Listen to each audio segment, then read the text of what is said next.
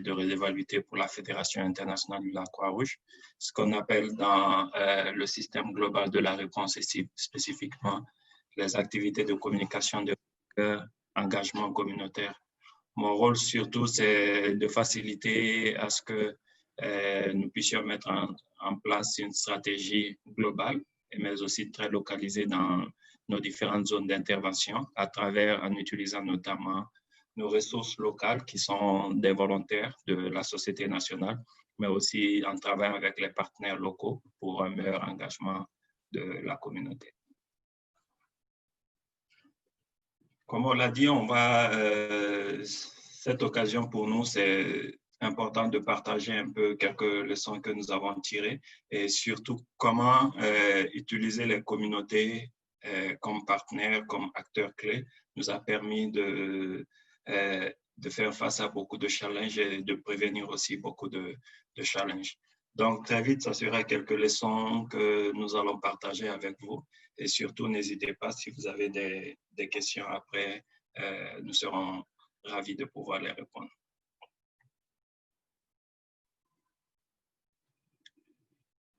L'une des leçons que nous avons apprises durant cette épidémie, c'est qu'il faut qu'on garde ça en tête que tout au long de l'intervention, c'est que la communauté, elle doit être au centre. Elle doit être au centre dans la mesure où l'épidémie commencera dans la communauté et se terminera dans la communauté. Quelle que soit notre expertise que nous apportons, si elle n'est pas mise en avant, si elle ne prend pas vraiment acte de tout cela, nous ne pouvons pas réaliser.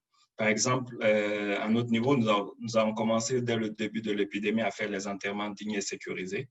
C'est vrai que ces enterrements dignes et sécurisés n'étaient pas bien perçus au début, et ce qui a fait que nous avons fait beaucoup d'actions de communication autour de ces enterrements dignes et sécurisés, notamment des démonstrations en public et aussi intégrer les membres de la communauté dans les équipes quand ils vont pour des enterrements spécifiques pour qu'elles voient aussi ce que nous avons fait.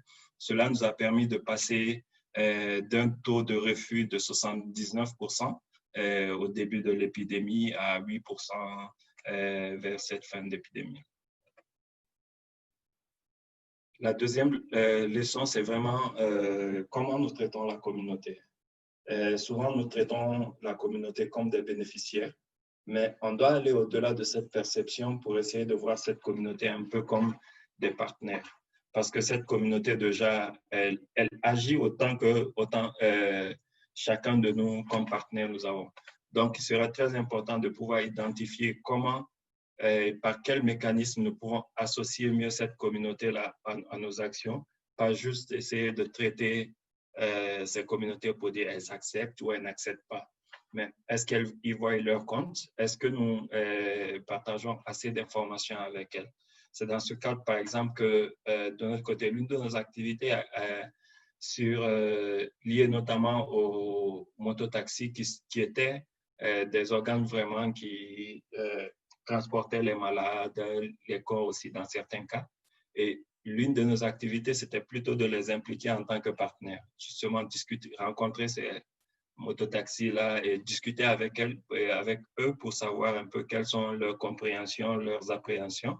Et puis ensuite, à travers ces différentes rencontres que nous avons eues avec elles et aussi identifier avec eux les responsabilités au sein de leurs différentes organisations, des personnes qui se chargent de transmettre le message auprès de leurs pairs. Cela a permis qu'ils se sont vraiment associés aux activités et ont participé même à des réunions de coordination avec nous pour pouvoir justement échanger sur les défis actuels et aussi participer pleinement en tant qu'acteurs en faisant des propositions concrètes qui peuvent nous permettre d'avancer.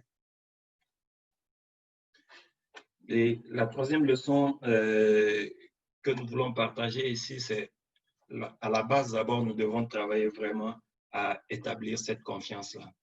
Qu'est-ce qu'on veut dire par établir cette confiance? Établir cette confiance, nous devons arriver à nous faire écouter, à ce que la communauté écoute, suive nos conseils et permettre que nous ayons des accès, signale des cas et collabore avec nous. Et pour arriver à tout cela, sans une relation de confiance entre cette communauté et nous, en tant qu'acteurs, ça serait assez difficile. C'est pour cela que dans des zones qui ont été considérées comme rouges, point de vue sécurité, et ainsi de suite, mais il y a vraiment des ressources qui étaient disponibles au niveau local et il fallait renforcer ces ressources qui allaient être des personnes. Donc, nous vions par exemple dans une zone de santé appelée Oisha, qui est à 30 km de Beni, dans le Nord Kivu, qui est vraiment difficile d'accès à cause des différents conflits.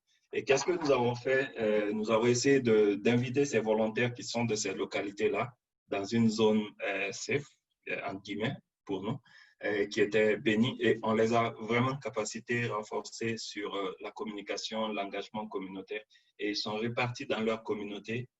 Ils avaient déjà cette confiance avec la communauté, puisque la communauté les voyait déjà à l'œuvre pendant les attaques, ainsi de suite. Donc, à partir de cela, on a renforcé cela à travers des compétences et ils ont engagé vraiment ce dialogue avec elles, ce qui faisait que nous avions constaté moins de résistance dans cette zone de santé que dans d'autres zones de santé parce que véritablement, ces volontaires-là qui étaient au niveau local ont pu être vus comme des acteurs qui étaient avec eux et cette relation de confiance a facilité l'acceptation.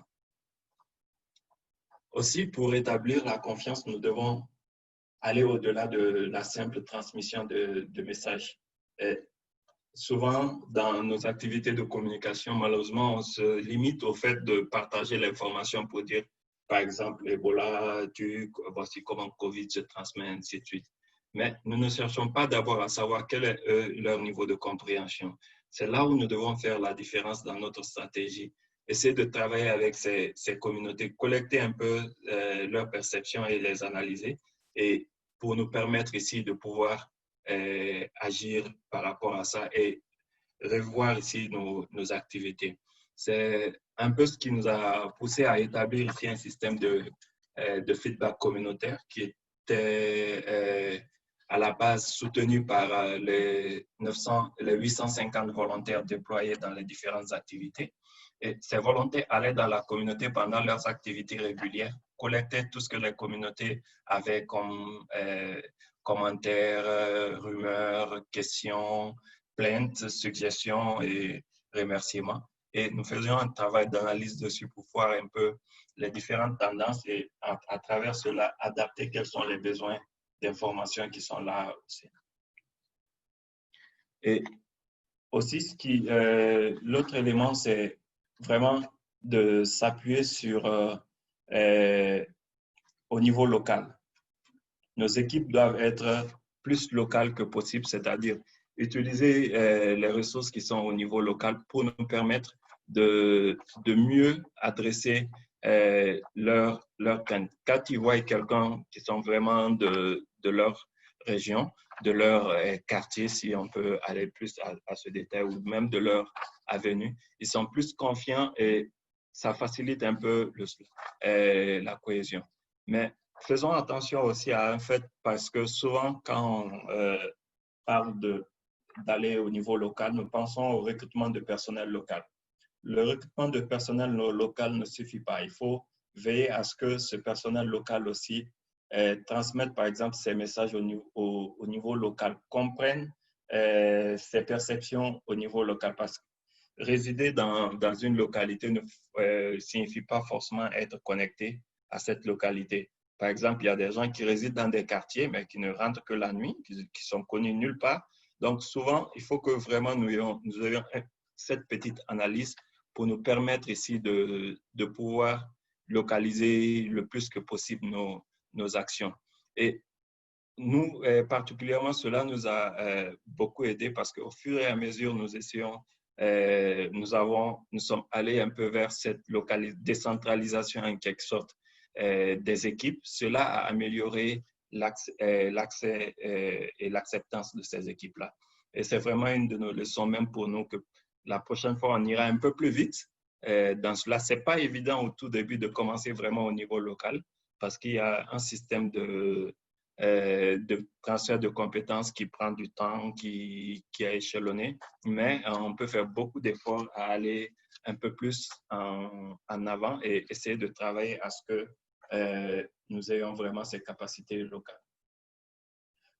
Aussi, l'une des leçons, peut-être si je devais résumer en une seule leçon, j'allais dire c'est celle-ci. Nous devons essayer de bâtir ici sur l'existant.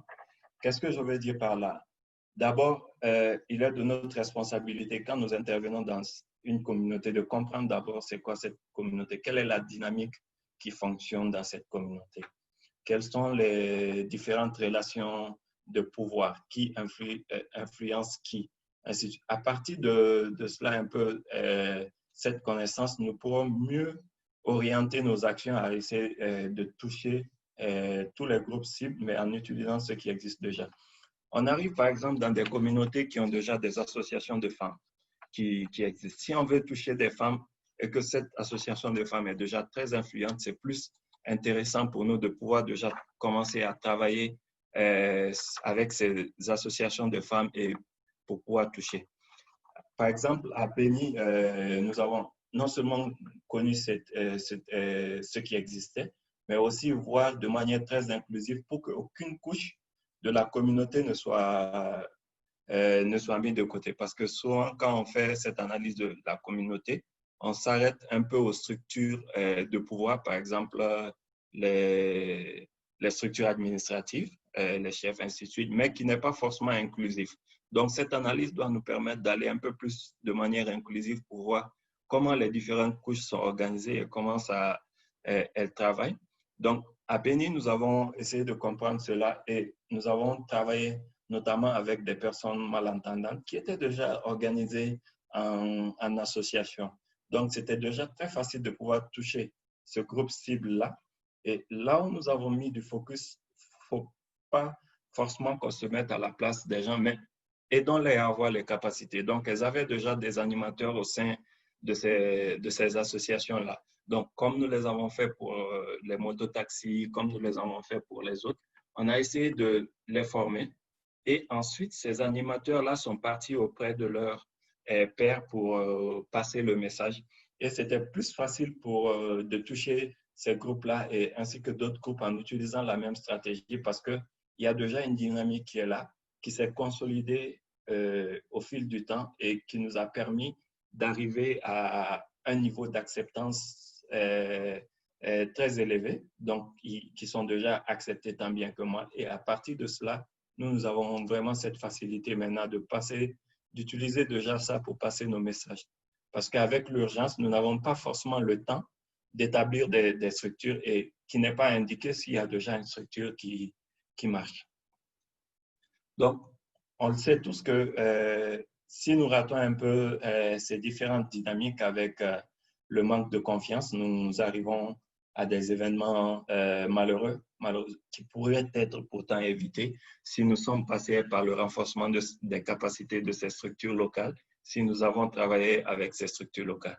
Ça, c'est par exemple une photo des manifestations à Abidjan qui détruisent un centre de lutte contre le coronavirus parce que c'était trop proche de leur domicile. On a eu assez de réticences comme ça aussi ici au Congo parce que tout simplement, à la base, on n'a pas essayé de former les gens sur la connaissance, sur la maîtrise de notre système de manière générale, mais plutôt on était plus sur l'avant, accepter ce que nous vous offrons sans pour autant se poser la question, est-ce que vous avez compris ce que nous avons est-ce que vous avez d'autres propositions à faire? Donc, c'est vraiment cette base qu'il faut tenir en compte et aussi, j'insiste là-dessus, revenir sur le fait que cette dynamique locale, utiliser cette dynamique locale déjà à notre place, nous donnons les outils et nous restons un peu en appui et c'est à eux au fait de faire ce dialogue entre eux et arriver vraiment à un terrain d'entente, un consensus qui va arriver à un engagement,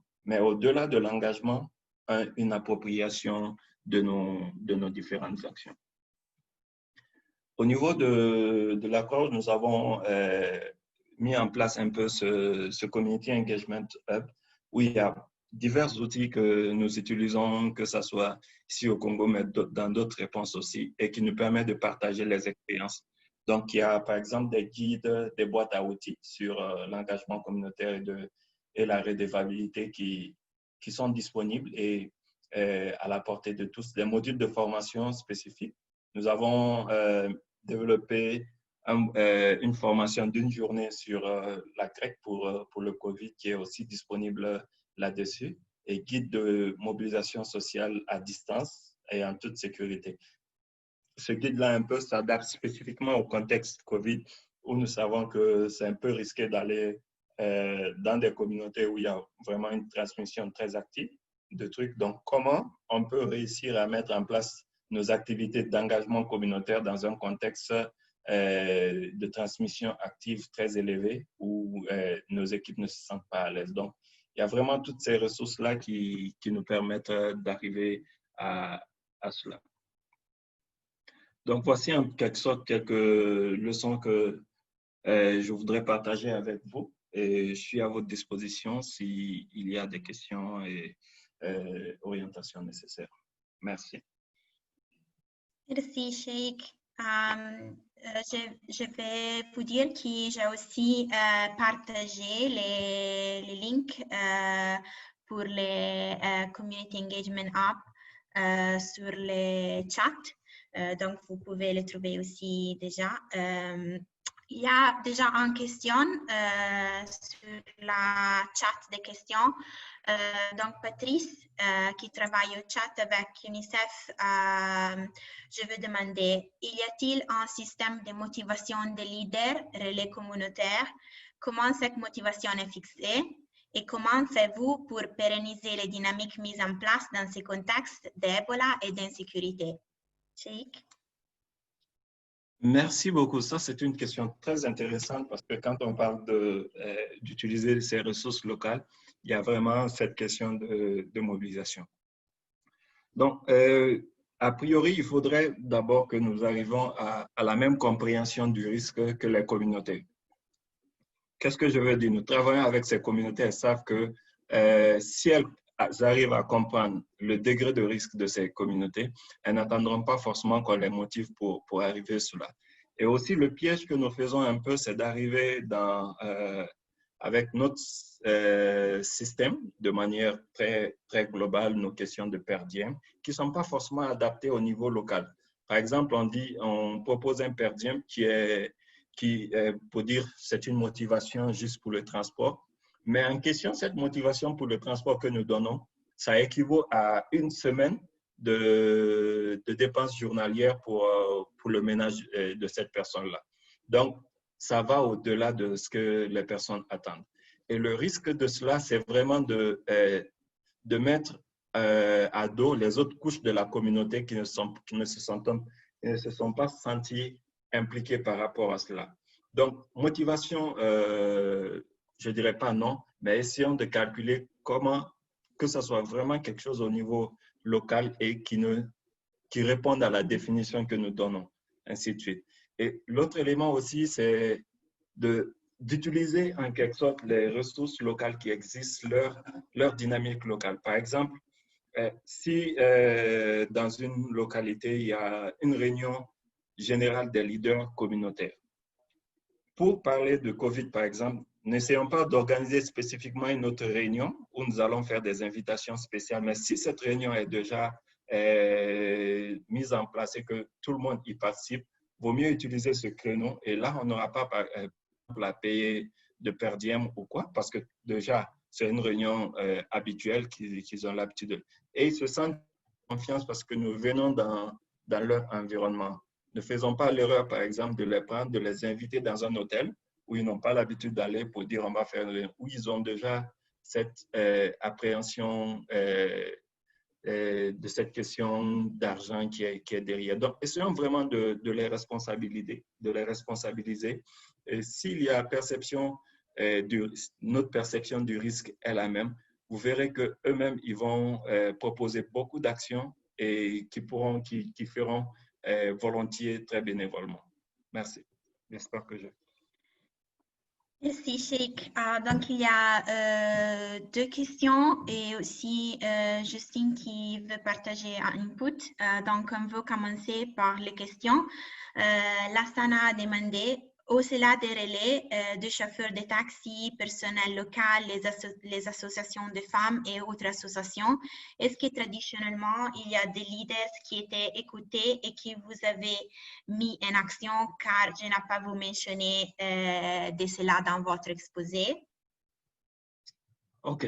Merci beaucoup, j'insiste. Oui, effectivement, il y a des leaders. C'est ce que j'appelle aussi un peu cette dynamique communautaire pour aller. Mais essayons de faire attention un peu à la définition de leader que nous avons. Parce que l'expérience ici nous a montré que forcément, les premiers qui apparaissent comme des leaders ne sont pas forcément ces vrais leaders. Donc, essayons d'être plus, avoir un regard plus approfondi dans cela et voir un peu quelles sont les personnes qui influencent qui. Dans un contexte comme le Nord Kivu, la dynamique communautaire est très complexe. On a différents groupes religieux, on a différentes ethnies, on a différentes associations, ainsi de suite. Donc, la définition de leader est assez large. Est assez large. Donc, essayons vraiment de comprendre c'est quoi, quel est le leader, qui peut nous aider à toucher un peu de suite. Et bien entendu, utiliser ces leaders-là, ce serait un grand avantage. Merci, Sheikh. Donc, une autre question de Judicaine qui a demandé, dans les pratiques, est-ce qu'il y a une différence engagement communautaire et communication pour les changements de comportement? Dans la pratique, est-ce qu'il y a une différence entre, pardon? Une différence engagement communautaire et communication pour les changements de comportement. Donc, je crois qu'il a demandé si vous avez des approches différentes depuis les groupes qui vous avez ciblés dans votre activité. Oui. Pour moi, l'engagement communautaire, en quelque sorte, peut être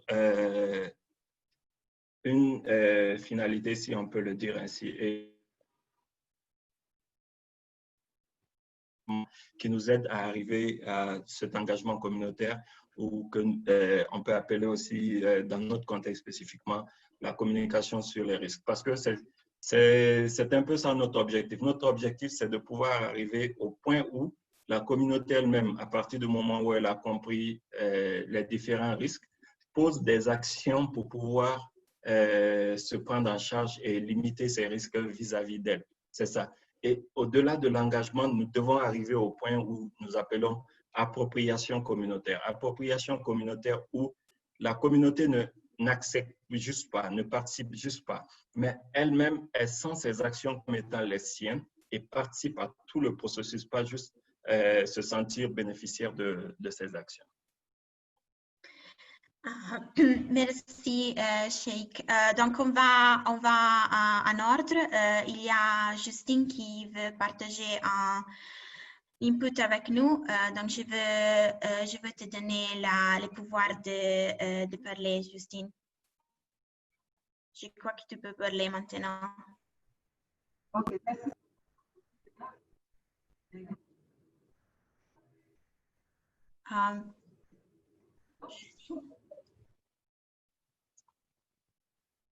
On ne peut pas t'entendre, je crois. Allô? Oui? Oui, Justine? Ok, on va essayer.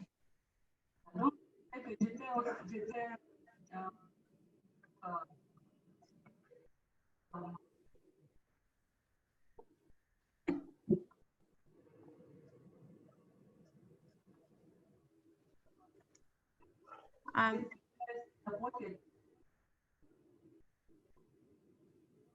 Justine, on ne peut pas t'entendre. Est-ce que tu peux peut-être partager ton input sur la chat? Je vais le lire avec tous. Parce qu'on ne peut pas t'entendre très bien.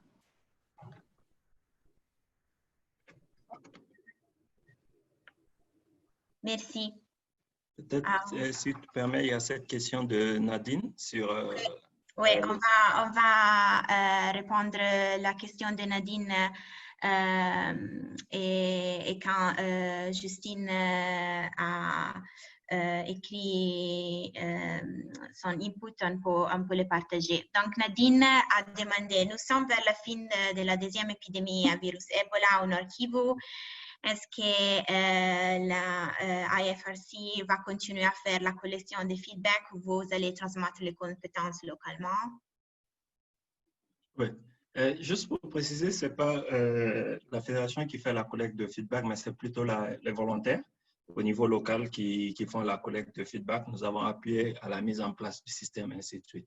Et le renforcement de capacité, ce n'est pas maintenant que nous avons commencé.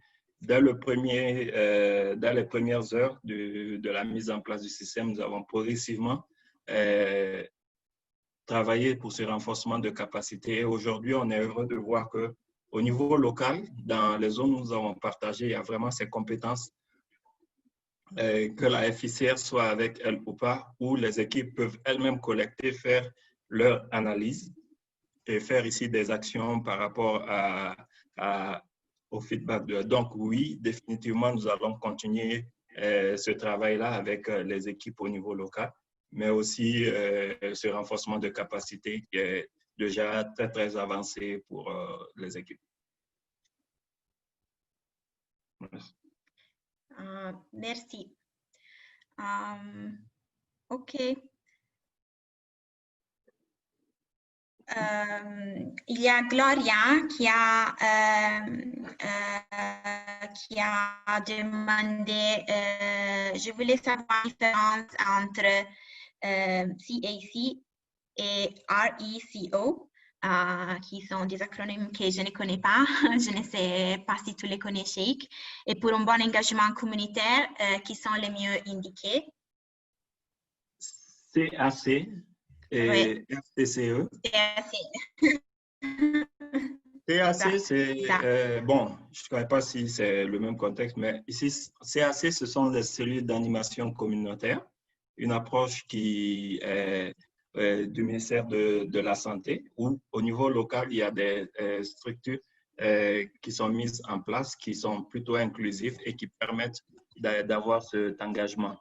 Et RCC, c'est Risk Communication and Community Engagement, c'est l'approche au niveau global dans laquelle nous travaillons tous les partenaires avec le ministère de la Santé pour justement travailler sur ces questions de communication de risque et aussi engagement communautaire de la réponse de manière générale. Excuse-moi, peut-être, je crois que la question, excusez-moi, c'est Eva, c'est une collègue de GEC, de la FICR. Je crois que la question, c'était sur la différence entre les CAC et les RECO, les relais communautaires. Ah, RECO, pas RCCE.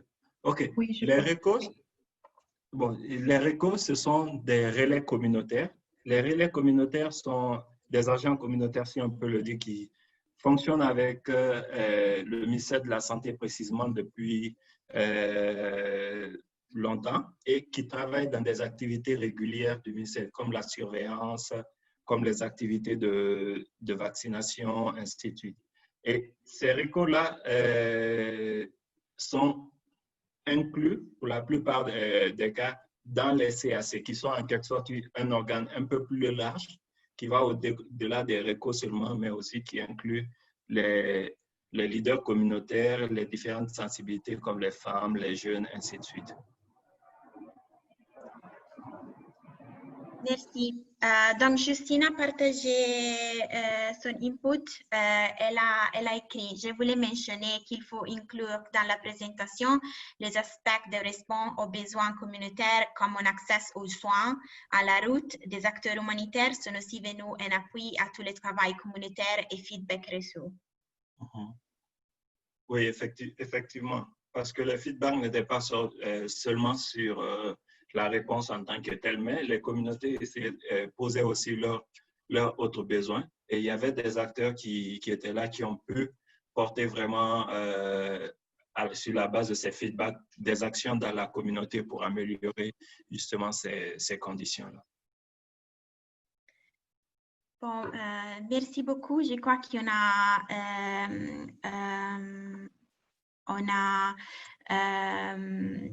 répondu à toutes les questions, mais s'il y a aussi des autres questions, on peut aussi avoir un petit peu, un petit Q&A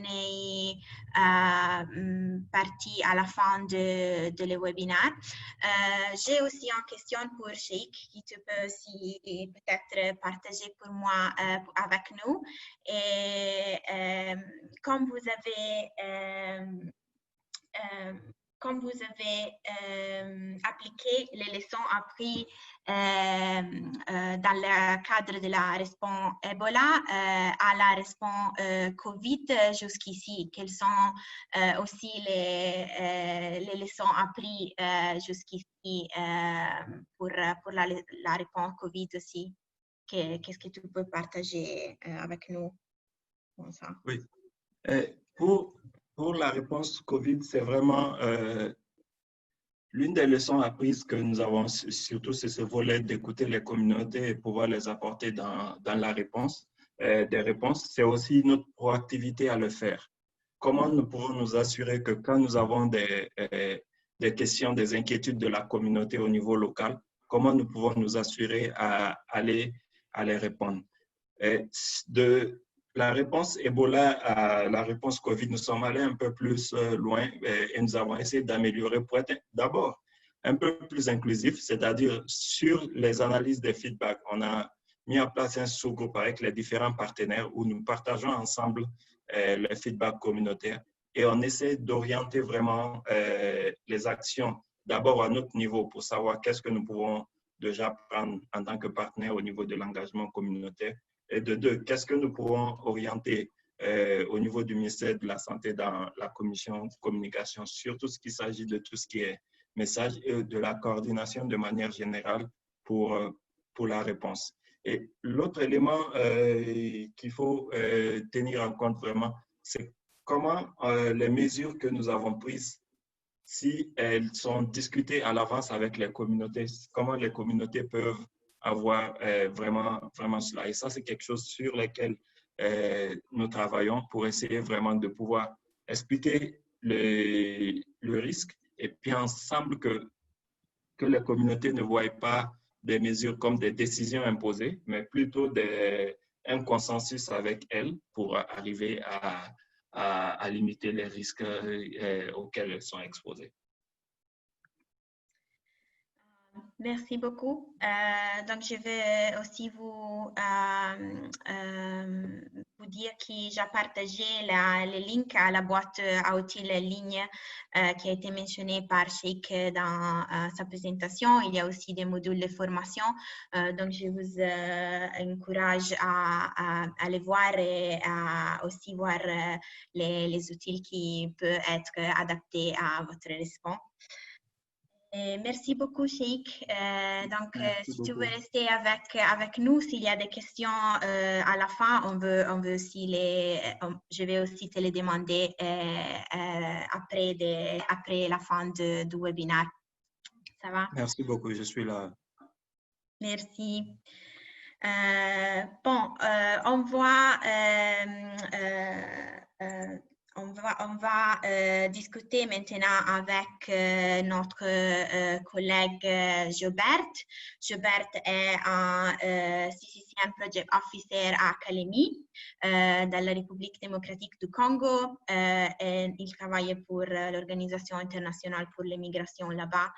Il veut partager avec nous les activités qui ont été mises en place dans les régions de Kalemi au Congo et aussi comme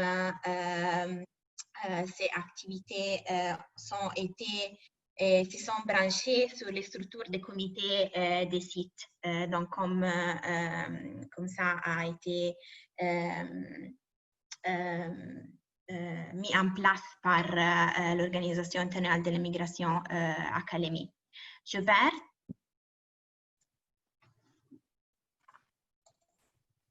Oui, Elena.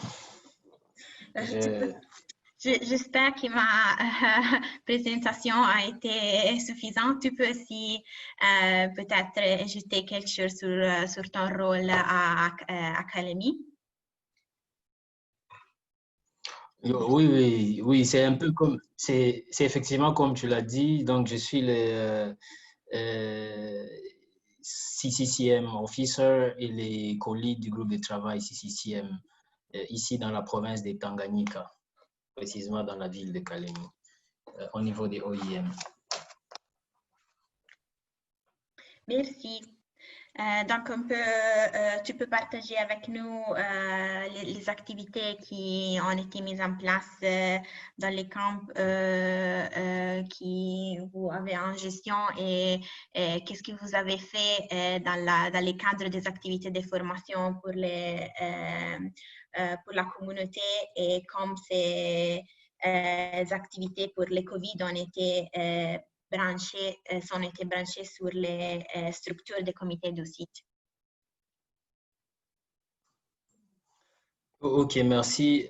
Je commencerai par présenter plus ou moins le contexte. La situation ici, c'est que, comme vous savez, dans les CCCM, généralement, les sites est géré par un comité que l'on appelle le comité directeur.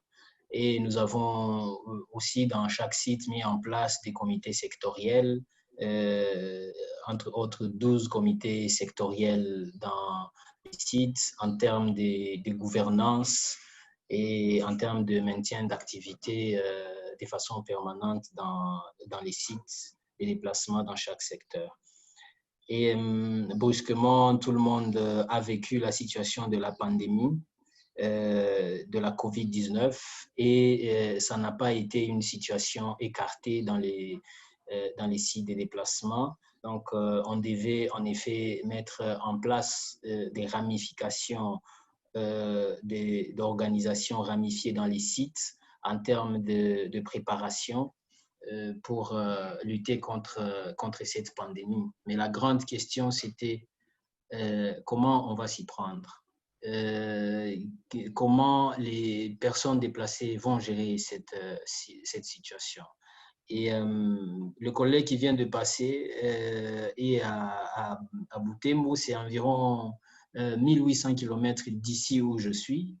Et là où je suis, les sites sont localisés dans des villages. Ça veut dire que même la perception, la notion de la COVID-19 n'est pas compréhensible de la même façon que nous qui avons suffisamment été instruits.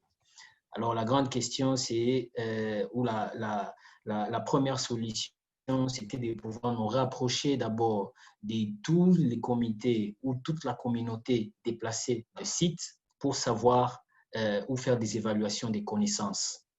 On devait d'abord savoir quel était le niveau des connaissances de base de la population ou cette communauté déplacée sur la COVID-19. Et en deuxième lieu, on voulait effectivement s'enquérir de la perception qu'avait cette communauté au regard de cette maladie de la COVID-19. Par rapport à la connaissance des bases, il n'y avait vraiment pas eu beaucoup de connaissances, c'est juste des informations. Les gens ne savent pas quels sont les symptômes, les gens ne savent pas quels sont les modes de contamination. Au regard de tout ce qui avait été fait comme sensibilisation, ils savent que d'abord les gestes et barrières, ils ne savaient pas qu'est-ce que ça voulait dire, pourquoi il faut se laver les mains à chaque fois qu'il faut entrer dans tel endroit et autres, où on a rencontré les gens en train de se faire encore des câlins pour se saluer, se serrer les mains. Donc, pour eux, il y avait vraiment zéro connaissance. Et on avait pensé que évaluer les connaissances nous aiderait à mieux orienter notre action sur base des lacunes qu'il y a ou qu'il y aurait dans la communauté bénéficiaire. Par rapport à la perception, effectivement, on a compris qu'il y avait des fausses perceptions, en tout cas, qui étaient entretenues dans les les têtes des gens, entre autres la prise de la boisson chaude. Et pour eux, ils disaient que oui, c'est une maladie qu'on a entendue, mais on nous a quand même dit que quand on prend de la boisson chaude, ça va tout brûler dans le corps et on sera guéri. Donc, on n'a pas besoin de vos gestes et barrières et des mesures d'hygiène. D'autres qui avaient comme perception, par exemple, la consommation de certains ingrédients comme le gingembre, comme prendre du thé mentholé. Pour eux, c'était déjà, pour eux, c'était une perception de savoir que s'ils le faisaient chaque jour, ils n'atteindront pas ou ils ne seraient pas malades de la COVID-19. Maintenant, on a aussi quand même évalué les niveaux de crainte et les niveaux d'attente de la communauté. On a quand même senti que par rapport aux craintes, il y avait beaucoup d'impact, l'impact économique, l'impact social, éducatif, des gens qui ne vont plus, les élèves qui ne vont plus à l'école. Mais qu'est-ce qu'ils vont faire maintenant si on dit que, par exemple, notre gouvernement a demandé qu'il y ait un rassemblement pas au-delà de 20 personnes?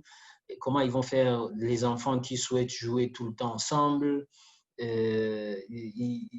Si en cas d'atteinte dans un ménage, il y aura cette stigmatisation du ménage en disant que bon, ces ménages-là, c'est un ménage qui a été atteint. Il faut aussi comprendre que dans ces contextes ici, le Tanganyika n'a pas été victime de la maladie Ebola. Donc, la province de Tanganyika n'était pas préparée au même niveau que d'autres provinces qui ont enregistré la maladie ou les virus Ebola en soi. Donc ici, le niveau de préparation est vraiment différent par rapport soit au Nord Kivu, par rapport à Ituri, où effectivement il y avait déjà Ebola et les gens étaient plus ou moins préparés à certains gestes barrières ou certaines mesures d'hygiène. C'est seulement après cette évaluation des connaissances des bases que ça nous a permis de pouvoir asseoir la communauté et de savoir leurs attentes. Qu'est-ce qu'ils voudraient, qu'est-ce qu'ils souhaiteraient, pour que, effectivement, nous qui avons toute une panoplie de stratégies, de méthodologies, qu'on puisse savoir dans quelle mesure on peut les appuyer. Et on a compris effectivement que nous avons nos systèmes déjà édictés dès le départ, mais il existe quand même au niveau de la structure communautaire des systèmes qui sont bien comprises, il existe des langages qui sont bien comprises, il existe même des personnes qui sont bien perçues par rapport à d'autres. Donc, on a compris effectivement qu'au lieu de prendre à un niveau que ce soit du personnel OIM ou de tel autre partenaire, c'est mieux de nous appuyer sur les structures communautaires existantes déjà dans les sites de déplacement. C'est ainsi qu'on avait réfléchi et avait pensé, comme on n'avait pas la latitude de pouvoir créer un autre comité supplémentaire pour en avoir 13 ou 14 dans un site, on a identifié dans les comités sectoriels, dans les 12 comités sectoriels qui existent dans les sites, ainsi que le comité directeur, des points focaux COVID. Et c'est ce que nous avons appelé le réseau COVID dans un site, le réseau COVID-19 dans un site. C'est ce réseau-là qui est composé, qui est effectivement hétérogène. Et le réseau est hétérogène parce qu'il est composé d'au moins 3 à 4 membres d'un comité sectoriel. Ça veut dire un comité WASH, 4 membres, comité abri, comité distribution, comité de femmes, comité de vieillards, handicapés, de jeunes. On prend un maximum de 4 personnes pour constituer ces réseaux. Cela était effectivement pour 3 raisons. On a réfléchi que, comme je dis, sur base de nos évaluations, on voulait quand même faire une interférence entre assurer l'interface entre la communauté des personnes déplacées et les acteurs humanitaires. Parce que pour la petite histoire, les jours où nous sommes allés faire des évaluations, ils nous ont personnellement, ils m'ont posé la question de savoir qu'est-ce qui me dit aujourd'hui, toi, en tant qu'humanitaire, que tu n'es pas atteint et que tu viens nous rendre visite. Tu n'as pas, nous, on n'a pas de l'eau pour te rincer les mains, on n'est pas informé de quoi que ce soit, donc on devrait être en mesure de nous prendre en charge nous-mêmes, même vis-à-vis de vous qui venez nous assister dans les sites. Et donc, ces niveaux de réflexion, effectivement, nous a permis de mettre en place ces réseaux-là pour permettre de suivre, même quand les humanitaires sont absents. Quand je parle des humanitaires, je parle beaucoup plus des gestionnaires qui gèrent les sites au quotidien et même des administrateurs. Quand ils sont absents des sites, on se rassure que les réseaux COVID essayent de passer le message sur les gestes ou sur la formation qu'on leur aura donnée. Ça constitue le deuxième objectif de ces réseaux COVID dans les sites. C'est de retransmettre les informations acquises aux autres membres de la communauté, même quand les humanitaires sont absents. Le troisième objectif, c'était de pouvoir assurer une cogestion de toutes les ressources allouées dans les sites pour les activités de prévention. Généralement, comme on sait, les activités de prévention, beaucoup plus en termes d'hygiène, assainissement, ce sont les mêmes matériaux qui, effectivement, entrent aussi en jeu dans la lutte contre le Covid. Et donc, on voulait aussi que ces comités soient, entre autres, un comité co-gestionnaire de tous ces matériaux qu'ils géreraient avec les comités sectoriels WASH ou hygiène et assainissement qui les gèrent dans les sites. C'est ainsi que nous avons mis en place ces réseaux. Dans chaque site, nous avons ces réseaux qui existent et pour les objectifs que je viens d'énumérer. Maintenant, nous nous sommes dit que cela ne suffisait pas et qu'il fallait passer à une formation.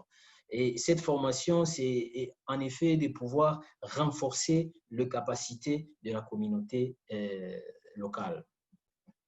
Nous avons ensuite réfléchi que nous ne viendrons pas seulement en leur donnant, par exemple, les savons ou en leur donnant de kits, mais on devrait aussi réfléchir, voir avec eux quelle est l'habitude de la communauté, qu'est-ce que la communauté utilise dans ces sens-là. Et c'est ainsi qu'on a découvert que la plupart d'endroits, en cas de manque de savon, ils utilisent la cendre parce que la cendre, c'est un désinfectant. Et ça a été aussi beaucoup trop difficile de faire passer le message que les gels hydroalcooliques étaient un désinfectant ou ça pouvait désinfecter les mains. Et au lieu d'utiliser le gel hydroalcoolique, eux, ils ont souhaité utiliser la cendre. En cas de rupture du savon, c'est la cendre qui est utilisée. Donc, tout ça, lors de la formation, on a compris le besoin, on a compris d'adapter nos actions aux us de la communauté et ça nous a permis effectivement de les mettre en confiance dans ce sens-là. Et dans les degrés de formation, il y a eu ces renforcements des capacités qui a été un renforcement des capacités au niveau général de toute la communauté, ça veut dire de tous les secteurs, les comités sectoriels et les comités directeurs, mais aussi il y a cette formation des intervenants directs, ça veut dire du réseau COVID, pour qu'à chaque fois, ils soient à mesure, qu'ils aient les mots-clés dans leur communication, qu'ils savent qu'est-ce qu'il faut dire, dans les éléments du risque, qu'ils savent qu'est-ce qu'il faut brandir, et même en termes d'engagement de la population à suivre ce qu'eux, ils sont en train de dire. Donc, en des termes clairs, c'était une formation aussi orientée dans le cadre du RCCE, mais toujours avec et en collaboration avec les relais communautaires. Donc là, c'est par rapport à la préparation du comité. Mais comme il y a dans les sites de déplacement un gestionnaire qui assure la gestion du site de façon quotidienne et l'administrateur, donc on a aussi quand même calibré une formation du gestionnaire au regard aussi du défi qu'il y a. C'est une pandémie qui arrive dans un contexte où il y a beaucoup de gaps et beaucoup de besoins qui entrent en contradiction avec ce que nous demandons aux bénéficiaires de pouvoir faire. Comment est-ce que je le dis? Ou pourquoi est-ce que je le dis? Il y a par exemple le fait d'avoir de l'eau disponible dans les sites de déplacement pour se laver les mains, alors que même le ménage lui-même n'a pas la quantité d'eau disponible pour ses besoins quotidiens dans les sites. Donc, on devait plus ou moins recadrer selon les besoins et selon les orientations de la communauté, comment est-ce qu'on peut aller à lutter contre ces incohérences-là. Il y a les gestionnaires qui doivent être en mesure de pouvoir gérer le mouvement de la population. C'est un site qui n'est pas couvert. Il y a des nouvelles crises qui débutent par-ci, par-là. Il y a des nouveaux mouvements de la population. Nous n'avons pas des endroits de quarantaine et tout, donc on devait responsabiliser et réfléchir beaucoup plus aussi avec les gestionnaires pour des mesures de contingence quant à ce. Il y a aussi la partie de la désinformation. Vu que le gestionnaire est toujours dans les sites de façon quotidienne, vu que même le réseau COVID et même la communauté n'est pas suffisamment informée, on a effectivement donné ces mandats ou cette obligation, cette responsabilité aux gestionnaires de passer à la désinformation, surtout qui est alimentée par les réseaux sociaux, en disant que oui, si vous prenez de l'eau chaude, ça suffit, en disant que si vous prenez la chloroquine, c'est fini, parce qu'on a constaté même que tout le monde commençait déjà à s'acheter des chloroquines, même des gens qui sont instruits, malheureusement. Donc, c'était un peu dans ce sens qu'on avait aussi calibré une formation pour les gestionnaires afin d'accompagner ces réseaux COVID qui a été mis en place dans les sites, mais aussi à côté de ça, il y avait la formation pour les administrateurs pour pouvoir faire cela. Alors, si vous permettez, je peux même passer directement au niveau des avantages que nous avons vus jusqu'à ces jours. On a constaté quand même qu'il y a un engagement communautaire dans la lutte contre la COVID.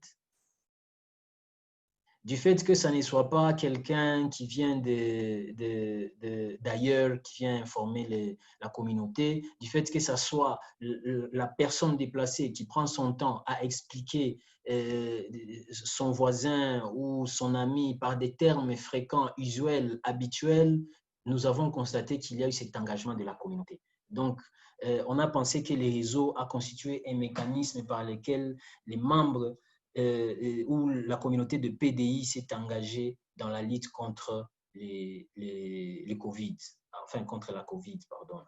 Et il y a eu cet éveil du sens des responsabilités dans cette lutte. Cela est dit pourquoi? Parce qu'on a vu que les réseaux, que les acteurs, les réseaux qui ont été mis en place avaient aussi comme objectif à un certain moment, à chaque activité qu'il y avait, que ce soit une activité en abri, que ce soit une activité de distribution, que ce soit une activité en wash et tout, le réseau était là, comme il y avait des membres du réseau dans chaque comité, ils étaient là pour eux-mêmes surveiller que les mesures, les gestes et barrières sont respectés. Et à des moments, il s'insurgeait contre tout partenaire qui arrivait dans les sites et qui ne respectait pas ces mesures-là. En premier lieu, il demandait de savoir s'il y avait de l'eau, si la distanciation sociale sera observée et tout. Et eux-mêmes prenaient en charge la zone de l'activité pour éviter les regroupements des personnes, pour que l'activité puisse effectivement se mener à bon escient et éviter ainsi toute contamination au cas où il y en aurait. Donc, il y a aussi effectivement comme avantage cette disponibilité de la communauté. Donc, il y a des contraintes administratives, comme vous le savez, je l'avais dit, et sécuritaires. À des moments, le moment de la soirée ou pendant que tous les acteurs humanitaires ne sont pas là, ces réseaux étaient toujours disponibles à pouvoir passer des informations. Et les informations passaient généralement entre les gestionnaires. S'il y a des nouvelles évolutions, ils étaient informés, on les mettait, on leur tenait informés et eux, à leur tour, passaient ces informations ou relayaient ces informations au niveau de la communauté déplacée. Actuellement, d'ailleurs, pour exemple, lors de la fermeture, parce qu'on est en train d'assister à la fermeture de certains sites, il y a eu ces calendriers des programmes et le réseau COVID lui-même a tenu des séances de sensibilisation dans 5 sites de déplacement contre la COVID. Et le rapport qui nous a été partagé était de 1634 personnes touchées, dont 1050 femmes. Avec tous les messages comme il est passé, et à notre retour, on a senti que les messages passaient mieux quand c'est des personnes qui se font confiance, quand c'est des personnes qui se connaissent mieux, quand c'est des personnes qui ont les mêmes provenances, quand c'est des personnes qui ont les mêmes intérêts aussi. Moi, je peux être ici, je vais passer l'information. Après, ils vont me dire que toi, tu vas rentrer chez toi pour dormir bien, manger bien et tout. Mais nous qui sommes là, donc quand c'est une personne avec qui vous partagez les mêmes intérêts, vous partagez les mêmes difficultés, on a pensé que quand même les messages passaient de façon fluide. Il y a aussi cette réduction d'interaction face à face. On n'est pas obligé à chaque fois d'être là. On n'est pas obligé à chaque fois de nous rencontrer avec la communauté pour nous rassurer que le message est passé, mais du moins on sait qu'avec cette présence du réseau, les informations passent en effet. Il y a des mécanismes qu'on a mis en place comme les feedback mécanismes pour pouvoir collecter tout ce que peut-être la communauté aurait souhaité que nous puissions améliorer ou que le système puisse s'améliorer. Et même en termes de réponses, ça a aussi été mis en place et ça nous permet de collecter toutes ces informations, de renforcer le réseau COVID qui est mis en place et de mettre en place aussi des nouveaux outils pour que nous puissions nous améliorer dans le cadre de la communication avec les personnes, la communauté déplacée. Donc, il y a aussi, en effet, sur les plans provincial, il a été mis en place un plan de contingence de la COVID et on a cherché comment intégrer toutes ces activités de réseau COVID qui sont en train d'être menées dans les sites de déplacement dans ces plans de contingence au niveau provincial. C'est ainsi qu'il y a le lien qu'on a fait maintenant entre les réseaux COVID qui existent dans les sites de déplacement avec les relais communautaires dans les aires de santé respectives.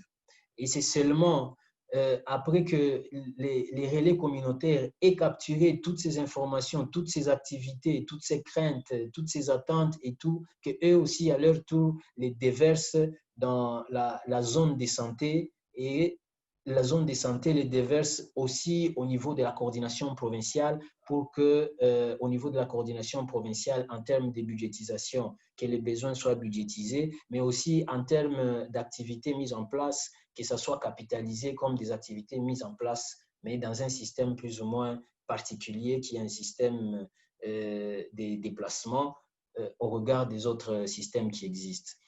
Pour essayer un peu de pérenniser cela, on a aussi créé quelques réseaux COVID aux alentours des villages qui entouraient le site des déplacements, pour que ça ne soit pas seulement une activité qui reste activité dans les sites, mais qui n'est pas ou qui n'a pas de retombées dans la communauté. Donc, on a essayé de mettre en place ces réseaux communautaires dans le village environnant du site de déplacement qui regroupe effectivement des volontaires.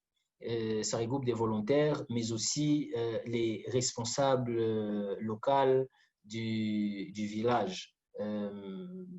En des termes plus ou moins clairs, c'est dans ce sens qu'on a abouti à un engagement de la communauté des personnes déplacées dans le cadre de la lutte contre la COVID-19 ici dans la province, au regard effectivement de tout ce qu'il y a comme défi, de tout ce qu'il y a comme besoin qui persiste actuellement dans l'appui des personnes déplacées au Tanganyika. Donc, je pense que je suis ouvert pour les questions possibles Oui, et pour des orientations aussi. Merci beaucoup, Jobert. En fait, il y a deux questions qui je veux te demander. Et aussi, Sheikh, si tu veux, si tu as des inputs à partager avec nous, tu peux aussi ajouter quelque chose parce qu'ils sont des questions sur la République démocratique du Congo. Donc, la première question demandée par Cynthia est comment vous assurer que les groupes communautaires existants atteignent les personnes marginalisées qui parfois peuvent être marginalisées pour ces groupes mêmes. Donc, dans le cadre de votre activité pour l'évaluation de la réponse Covid et comme faire la formation de comités, comme vous avez assuré que les groupes communautaires sont aussi représentés, les personnes marginalisées sont aussi ciblées par les activités de sensibilisation. Oui, on se rassure, généralement, on a commencé nos évaluations des connaissances ont été des évaluations basées sur des focus group et ces focus group étaient plus ou moins mixtes. Ça veut dire qu'il y avait des focus group de chaque type de personnes un peu dans les sites de déplacement. C'est ainsi que nous sommes arrivés à conclure qu'il faudrait intégrer tous les comités sectoriels dans ces réseaux Covid pour que ça nous rassure plus ou moins que chaque type de personne est prise en compte dans son être et dans sa situation physique, entre autres les personnes déplacées, entre autres les femmes, entre autres les jeunes, donc enfin les personnes handicapées, voulais-je dire, les personnes handicapées, les femmes, les jeunes. Donc il y a un peu de la mixture qu'on avait fait lors des focus group pour que cela nous permette de pouvoir rendre hétérogènes nos activités. Le feedback mécanisme qui est mis en place dans les sites, c'est un mécanisme qui nous permet de voir plus ou moins quelles sont les orientations qu'on collecte des personnes déplacées pour nous permettre de nous améliorer. Mais jusque-là, le feedback que nous avons reçu, par exemple, c'est de rendre disponibles les kits de lave-mains, au moins, plus ou moins pour les vulnérables chez lui à la maison, lui qui ne peut pas peut-être bouger d'un point X vers un point Y pour aller se laver les mains. Ça, sont des feedbacks qui viennent et que nous aussi nous traitons pour pouvoir les mettre en place afin de prendre en compte toutes ces particularités-là. Merci. Donc, la deuxième question de Pierre est... Je vais ajouter, si tu le permets. Oui, ça va. L'inclusion des groupes dits marginalisés, pour nous, se fait à deux niveaux. D'abord, bien entendu, dans ces activités où on a, entre guillemets, ces premiers groupes avec lesquels nous travaillons, nous essayons d'assister sur cette thématique. Mais l'autre axe le plus important, c'est essayer d'aller dans la dynamique de ces groupes marginalisés.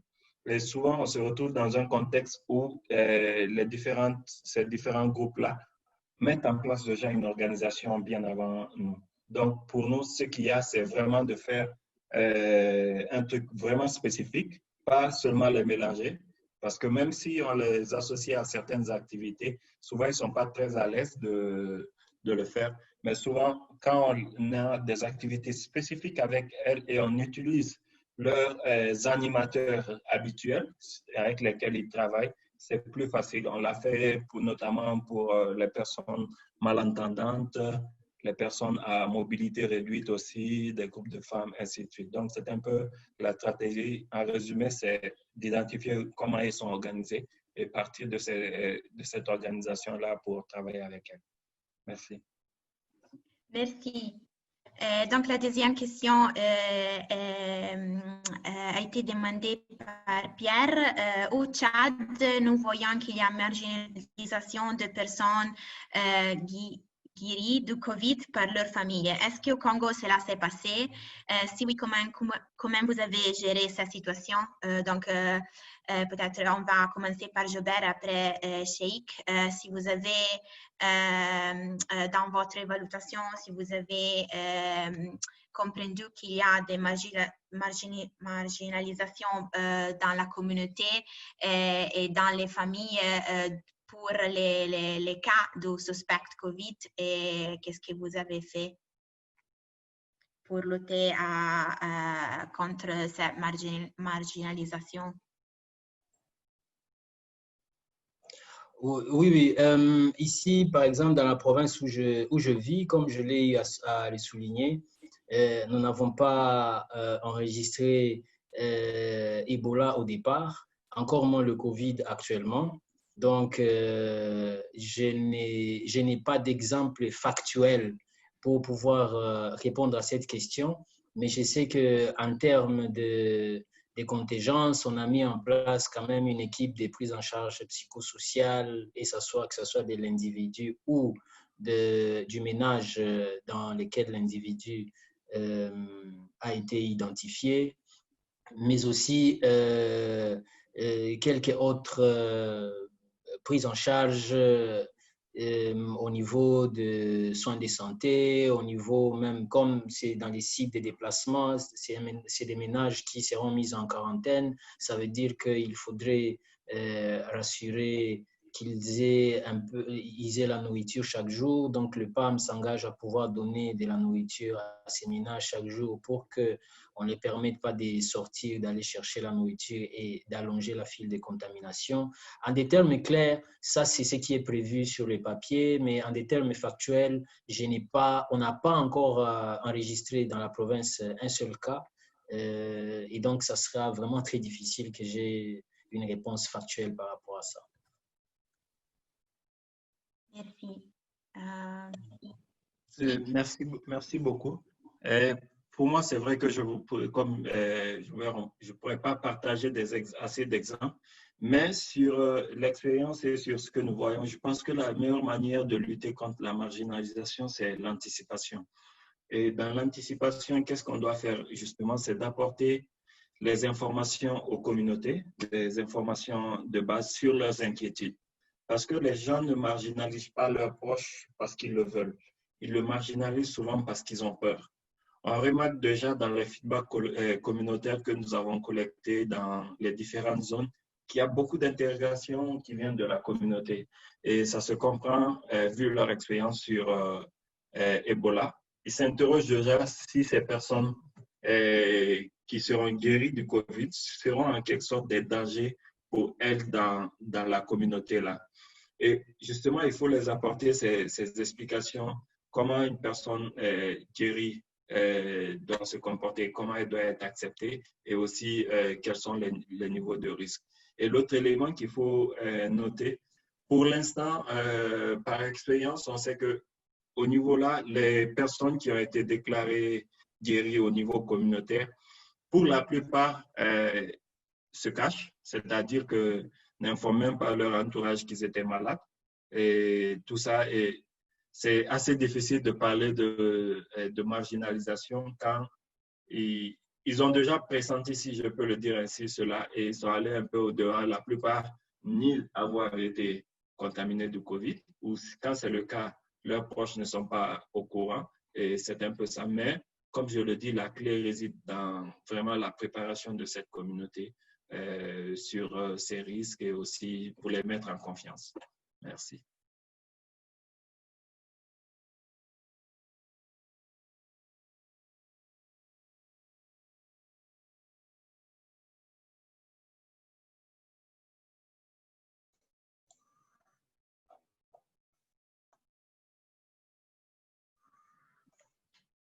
À toi, Elena.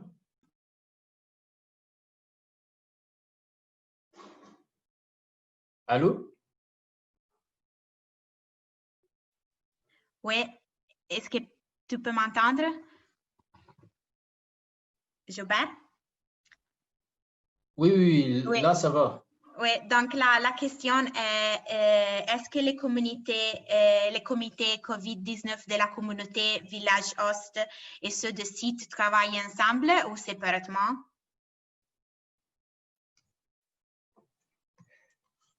Le Les réseau Covid, ouais. le réseau Covid mis en place dans la communauté et le réseau Covid mis en place dans les sites, généralement, ils travaillent ensemble. Ils ne travaillent pas séparément. Ils travaillent ensemble parce que les PDI sont dans cette communauté. Généralement, ils partagent les points d'eau, ils partagent les mêmes champs, les mêmes puits. Et donc, c'est des réseaux qui travaillent ensemble pour garantir la même information qui passe dans la communauté haute, que ce soit la même qui soit passée dans les sites de déplacement. Merci. Une autre question de Rufine est comment concilier notre stratégie avec les barrières socio-culturelles des communautés? Et peut-être comme vous avez fait pendant les activités d'évaluation, par exemple, à concilier les activités d'évaluation et les barrières socio-culturelles de la communauté. Comment tu sortais un peu entrecoupé, s'il te plaît, Elena. Je n'ai pas bien entendu. Oh, pardon. Comment concilier notre stratégie? Allô? Oui, allô? Oui, Okay. Là, ça va.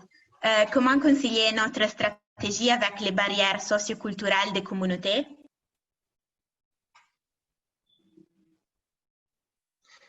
Comment concilier la stratégie avec les barrières Oui, et par exemple, comment vous avez fait pour les activités d'évaluation?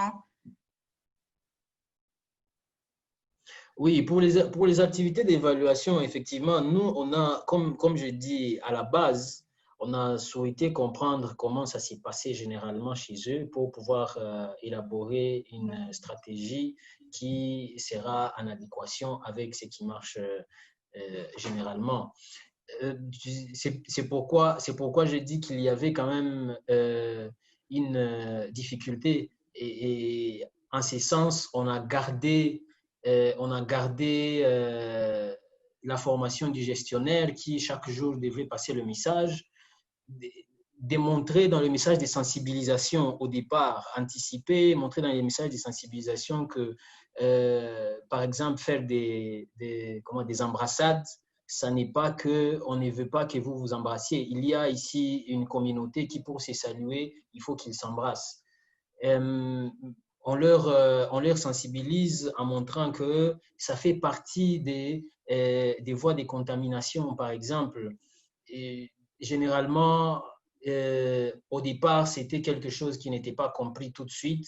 C'était parce qu'il ne veut pas, soit il ne veut pas que nous continuions à vivre comme on vivait au départ, mais nous-mêmes, on mettait déjà ça en pratique. Nous-mêmes, on mettait déjà ça en pratique pour qu'ils comprennent que ça n'est pas une fiction qu'on les amène, pour qu'ils comprennent plus ou moins que ça n'est pas, on n'est pas contre ce qu'ils puissent se saluer ou contre qu'ils puissent mettre leurs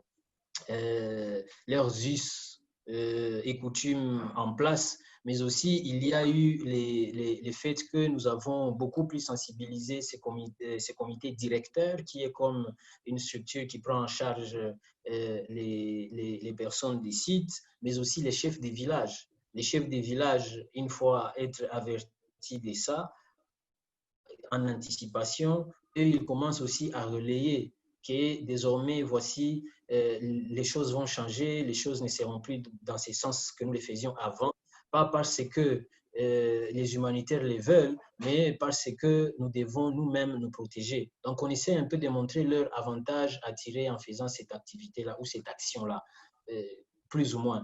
Au départ, c'est difficile, mais au fur et à mesure, on a compris qu'ils allaient en changeant leur comportement.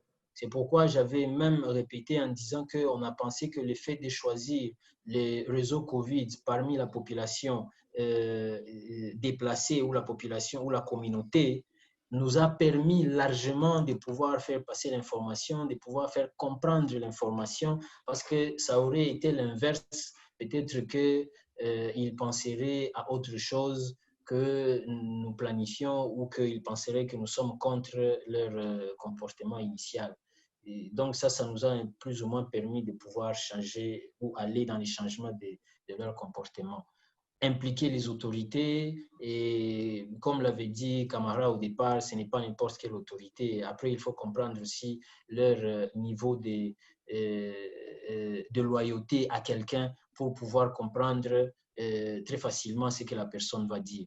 Donc, ça n'est pas un peu le niveau d'autorité provinciale, encore moins une autorité administrative, mais c'est des autorités coutumières, par exemple, parce qu'ici, ils comprennent beaucoup plus ces autorités-là, c'est des autorités coutumières. Quand ils viennent avec l'information, quand l'autorité coutumière lui-même a déjà compris l'information, et en renforcement avec le réseau COVID qui a été mis en place, avec qui ils partagent les mêmes conditions, les mêmes intérêts, et ils trouvent qu'il n'y a rien de méfiant qui viendrait de leur part par rapport à ça.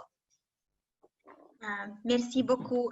Il y a des autres questions, mais il est tard et on a un autre collègue qui doit partager des expériences. Donc, on va donner les pouvoirs et la possibilité de parler à Lassana. Et après ça, on va peut-être répondre les questions qui ne sont pas répondues jusqu'ici. Donc, notre dernière collègue qui va partager des expériences est Lassana. Lassana est le leader coordinateur pour les clusters CCCM et Shelter à la République centrafricaine et il travaille pour l'Organisation internationale pour les migrations. Lassana? Bonjour tout le monde, vous m'entendez? Oui, on t'entend. Merci beaucoup pour intervenir cet après-midi avec nous. Lassana va aussi partager avec nous des défis, des challenges qui les partenaires de CCCM à la République centrafricaine on a rencontré pendant les activités de sensibilisation, quels sont les défis et quels sont les plans aussi pour les partenariats de CCCM avec le support de les clusters nationaux pour renforcer les activités de formation et de sensibilisation dans le cadre de la réponse COVID-19 dans la République centrafricaine. Lassana?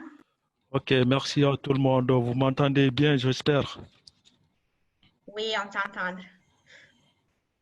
Ok, parce que j'ai quitté le bureau, il y a une autre réunion là-bas, je suis dehors là, donc il y a un peu de bruit à côté, mais bon, on va s'efforcer à parler plus fort. Donc, comme l'a dit Elena, je suis Lassana Badjo, je suis le co-lead du cluster CCCM, donc je suis basé à Bangui. Donc, ce qui fait que je ne suis pas directement dans la gestion des sites, mais en même temps aussi, je suis le chargé des formations de l'OIM pour tout ce qui est CCCM. Donc, ce qui veut dire que depuis le début de la pandémie de Covid, j'ai fait 2 déplacements sur le terrain à Kaga Bandoro et à Bambari. Donc, c'est à partir de ces expériences que je vais vous dire un peu quel est le plan de préparation des renforcements de capacité en ce qui concerne la COVID en République centrafricaine. Donc, le problème principal qui se pose ici par rapport à la gestion des sites, c'est que la plupart des sites n'ont pas de gestionnaire.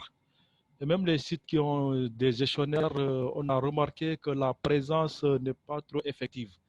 Et nous, au niveau du cluster, Vincent, le coordinateur et moi, nous sommes tous les deux nouveaux. Nous avons moins de 5 mois de présence en République centrafricaine. Nous sommes en train de nous efforcer comment améliorer un peu cette gestion des sites.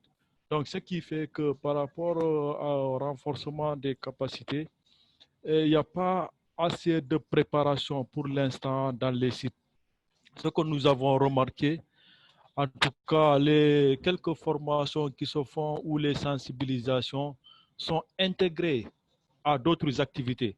Par exemple, moi, quand je suis allé faire les formations en 6e, j'ai profité de cette tribune pour faire une sensibilisation, donc de 20 minutes ou de 15-20 minutes, pour parler des signes de corona, les mesures barrières, ainsi de suite, le lavage des mains.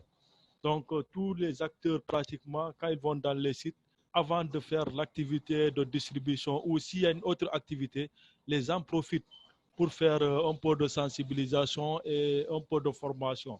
Parce que la plupart des projets qui sont sur la COVID, les financements sont attendus. Il y a plusieurs organisations qui ont déjà soumis des projets pour les renforcements. Donc, c'est à partir de juin, normalement, que ça va commencer dans beaucoup de sites avec les fonds de réserve. Donc là, on va peut-être mettre l'accent carrément sur les activités de formation et de sensibilisation COVID.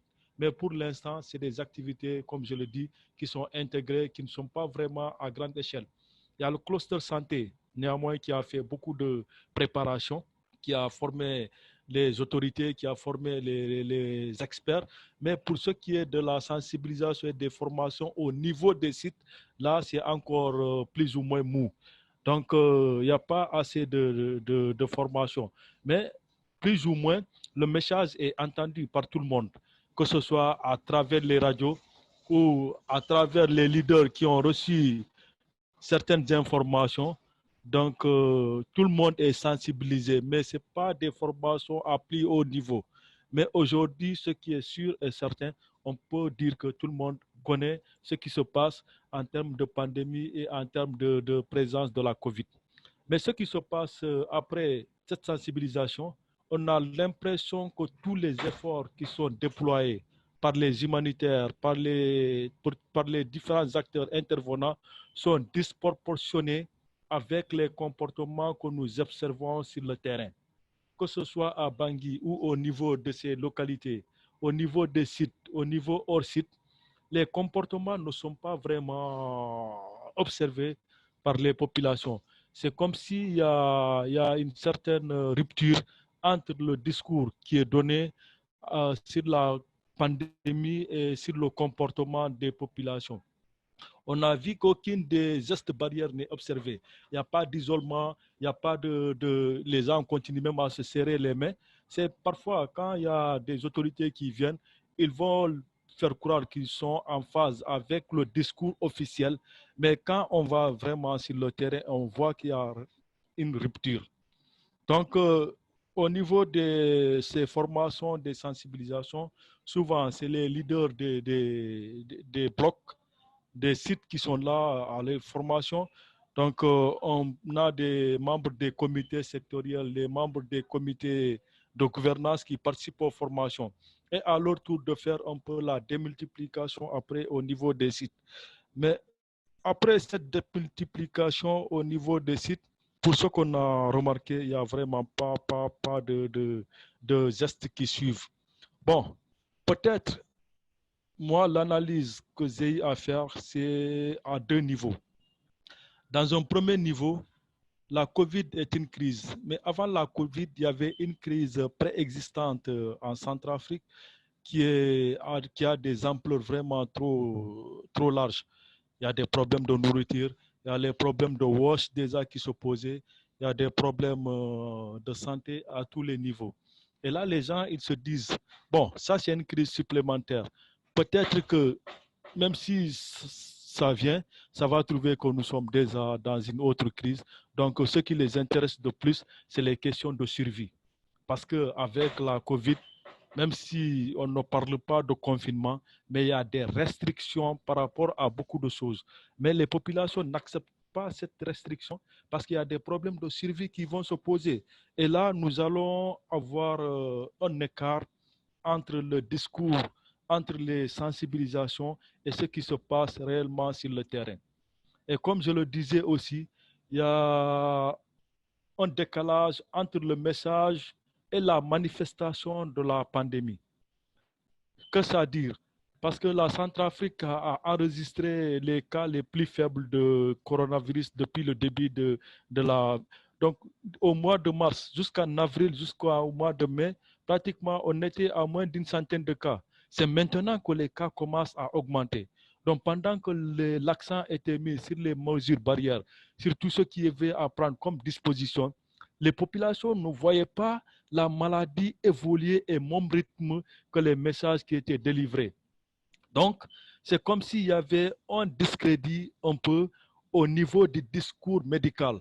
Donc, les gens, parfois, ils se disent que ça, c'est pas vrai, c'est une maladie qui a été importée, c'est une maladie inventée par les Blancs, c'est une maladie pour avoir des ressources. Mais au fait, comme il n'y avait pas de cas manifestes, de cas graves, donc il y a une rupture entre la maladie et le discours ambiant. Donc, euh, on a enregistré peut-être quelques résultats positifs. Par endroit, on voit qu'il y a des lavages, des dispositifs de lavage de mains. Les gens, quelques-uns lavent les mains. Mais au niveau de la population ambiante, on ne voit pas vraiment cette adhésion. On ne voit pas vraiment cette adhésion.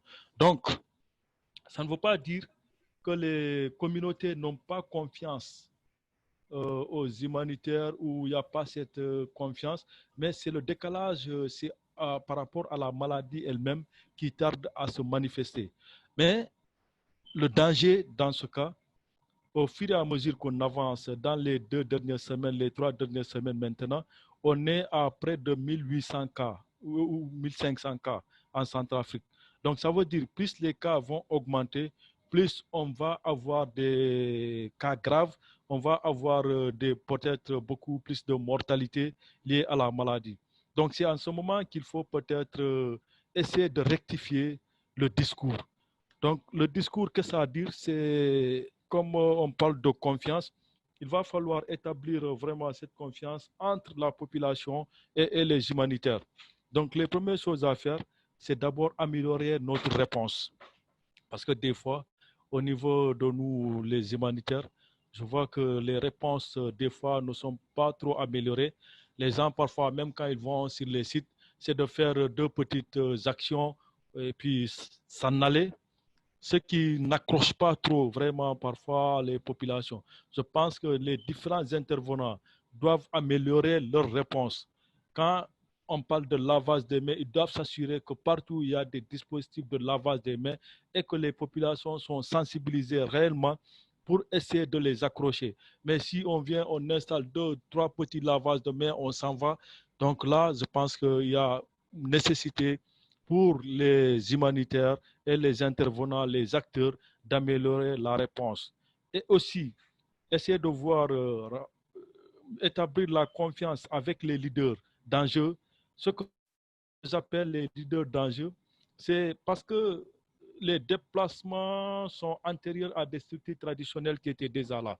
Dans certaines localités, comme à Kagabandoro, il y a des leaders, il y a des chefs, il y a des imams, il y a des chefs religieux, il y a des chefs d'église qui sont bien écoutés par les populations. Et même parmi les populations déplacées, il y avait déjà certains leaders qui sont bien écoutés. Donc, c'est de faire de ces leaders de puissants relais pour essayer de faire passer les messages. Ensuite, l'autre chose, c'est de travailler avec les organisations qui ont déjà un ancrage social et qui avaient déjà bâti une certaine relation de confiance avec la communauté. Que ces organisations passent devant et remettent les messages. Ensuite, il y a plein d'organisations qui sont en train de préparer la réponse sur le plan de la sensibilisation, sur le plan de la communication.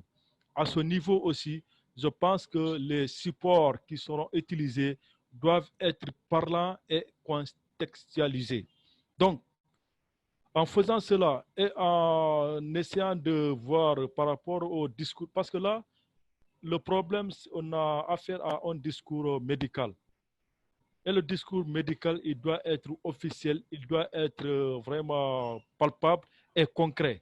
Donc, si le discours médical, que les experts prennent la parole pour vraiment expliquer aux populations les tenants et les aboutissants, peut-être qu'on peut parvenir à rétablir cette confiance entre les humanitaires, entre la réponse Covid et la population. Mais en ce moment, c'est déplorable, il faut le dire. Il n'y a vraiment pas cette adhésion de la population par rapport au respect de tout ce qui est mis comme barrière, tout ce qui est mis comme recommandation. Les populations ne sont pas vraiment en train de respecter. Et moi, je me dis à mon niveau que peut-être il y a des facteurs qui expliquent cela. Soit les populations se disent qu'il y a déjà une crise qui est là, qui ne peut pas être plus grave que ce qu'ils sont en train de vivre, ou peut-être qu'il n'y a pas encore de preuves. Il n'y a pas assez de dépistage au niveau local. Donc, on n'a pas assez de cas. Les gens, parfois, ils ont besoin de preuves pour croire à ce qu'on leur dit. Mais aujourd'hui, au jour qu'il fait, même à Bangui, les gens, la population se comporte comme avant la crise.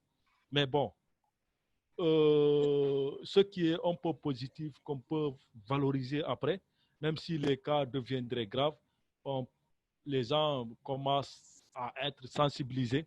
Ils ont reçu l'information, mais c'est la pratique de cette information qui pose problème.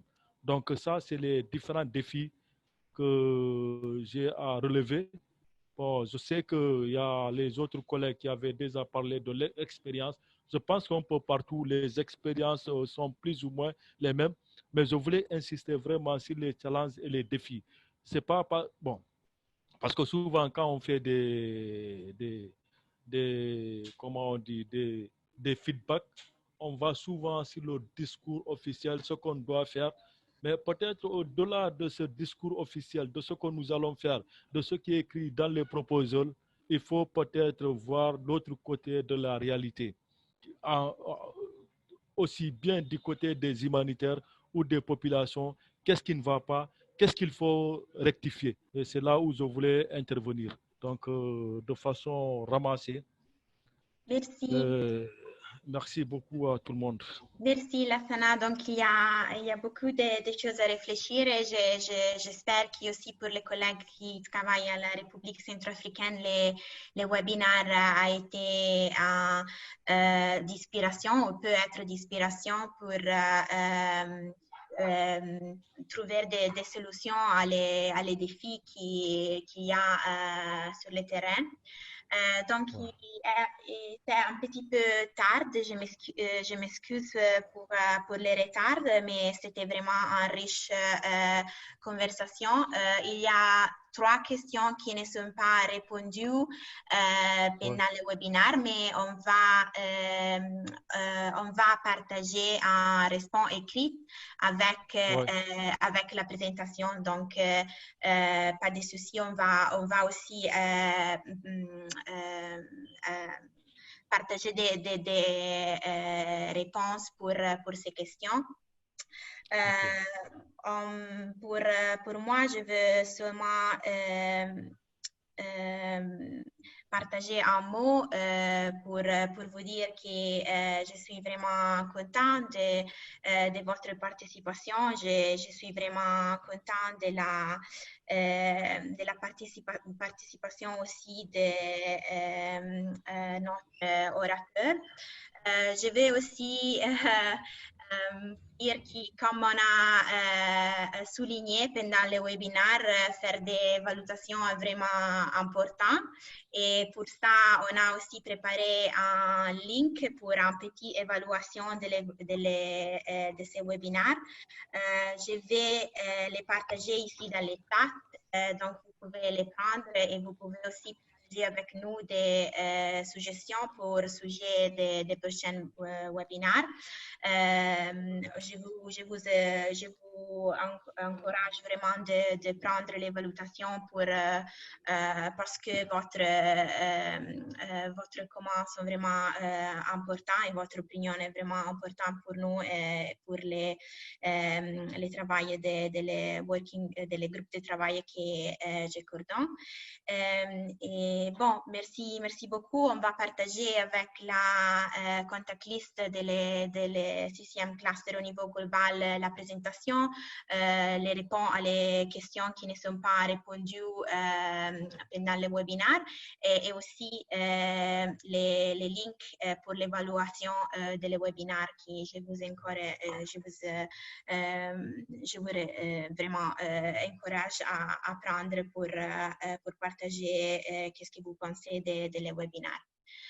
Merci beaucoup. Je vous souhaite un bon après-midi et un bon travail dans votre mission dans les terrains où vous travaillez. Merci beaucoup. Merci à toi aussi. Merci. Bon après-midi. Merci. Merci beaucoup. Merci. Merci.